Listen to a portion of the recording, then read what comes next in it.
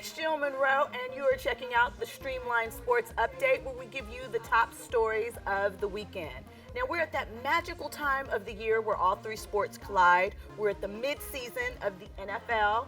The World Series starts on Tuesday between the New York Mets and the Kansas City Royals. So sorry to all you Cubs fans that thought the Back to the Future prediction was going to happen. Didn't happen. Let it go. Move on. Did you really like Back to the Future 2 that much?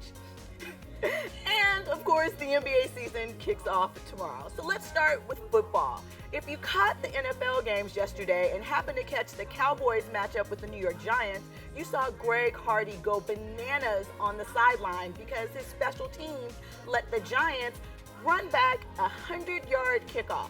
Now, the game was tied up at that point, so Hardy was really passionate. He got all into the huddle. He even knocked the clipboard out of an assistant coach's hand. Des Bryant, of all people, came to try and calm Greg Hardy down, and he wasn't having it either.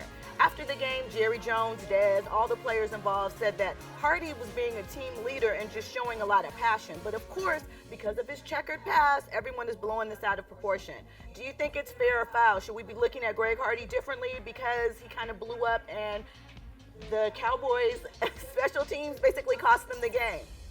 Next up, we have to talk about the NBA season. It kicks off on Tuesday. The Warriors are reloaded, ready to defend their title, but there's a lot going on in the NBA, so I want to know who you think are the teams that we need to be looking out for. In the East, in my opinion, that's a really short list. Of course, you have the Cavs. They're all reloaded back. LeBron's back. Kevin Love's healthy. Kyrie Irving will be. J.R. Smith, Amon Shumpert. What are the Cavs going to do? The Miami Heat, they have a lot going on. Chris Bosh is back. Dwayne Wade looks healthy. They've got some key additions in there with Gerald Green shoring up the bench. They look like they might be able to challenge the Cavs. You have the young guns with the Bulls, obviously. Paul George is back for the Pacers, the Washington Wizards. What do you think? Who are you looking at? The West is sick. It's loaded top to bottom. The Spurs now have LaMarcus Aldridge. I guess they're passing the torch from Duncan and Pop. We also have the Rockets with Dwight Howard, James Harden, Corey Brewer. All those guys are back. They're looking to take things up in the West. And, of course, the Thunder, Kevin Durant, Russell Westbrook. So, and I can't forget my Clippers.